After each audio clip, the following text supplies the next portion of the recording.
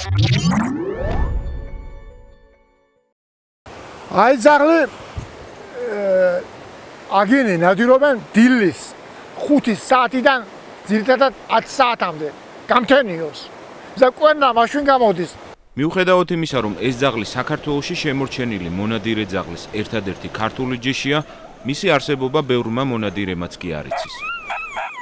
ქართული მყეფარა, რომელსაც ასევე მეკვერნეს ან ჩაქირას უწოდებენ, ძირითადად გურიაში უფრო ნაკლებად აჭარაში იყო გავრცელებული. საბჭოთა პერიოდშიც კი ეს ძაღლი მცირე რიცხოვანია. გამოფენაზე აგენს არავინ იპატიჟებდა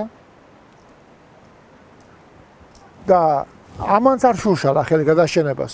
აი დუხჭირი ცხოვრება რო დადგა. აი ვეღარ არჩინა ხალხმა. ყველასთან აგიმყავდა 112 ასეთი ძაღლი იყო 73-74 წელს ჩემს სოფელში, ლიხაურში. რამდენი იყო არ ვიცი, მაგრამ ძალიან ბევრი იყო. ეზოს ძაღლებად ყავდნენ, აი პოპულარული ძაღლი იყო ძველთაგან. და ამით ცხოვრობდნენ. მოყრობა ხდებოდა, გათხოვება. აბერც ვეფხისტყაოსანი გზითში ატანდნენ ამ ძაღლს. განახედი ახლა აი კიდევ ძირზველის სახეები. ორი ახლა დააგვირდით ამ ლეკვებს. თოიძეების ოჯახში ეს ძაღლები უკვე 2 საუკუნეზე მეტია ჰყავთ და მათი მოვლა პატრონობა თაობიდან თაობას გადაეცემა. გურიაში დღეს 30-მდე ქართული მყეფარაა.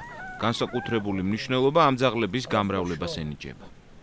აი საყელოვანია ნაღდი. ეს თბილისში წავა ეს. ეს არის ახლა ეს მყეფარა. არა. ეს იქნება პირველი ძაღლი იქნება თბილისში.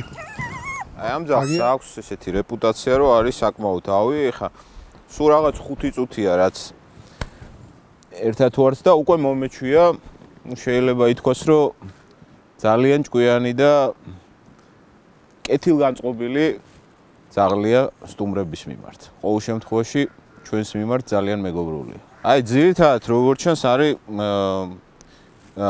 მუქი წაბლისფერი შეფერილობის, აი აქვს ესეთი თეთრი ყელი. მომეთათია, ქართული მყეფარა საუკეთესო თვისებებს კვერნაზე ნადირობისას იყენებს. ტყეში ძაღლი ადვილად აგნებს კვალს და პატრონს ყეფით აუწყებს სად არის კვერნა დამალული. თუმცა ამ ძაღლით ადრე მაჩვზე, გარეულ კატაზე, გარეულ ღორზე და დათვზეც კი ნადირობდნენ. ჭკვიანი ძაღლები კაცი ჭკუა აქვენ, კაცი ადამიანი ჭკუა აქვენ რა. მე აგით ამით ნადირობდა მე სანამ ცოცხალი ვიქნები ამ ძაღლის გარდა. სხვა ძაღლს სახში ესო შარ გავაჩერე. აი ქორი რო ქორია იმასაც მისდევს. აი წიწილს ვერ წაგართუნს ვერა. ქორი ჩვენ.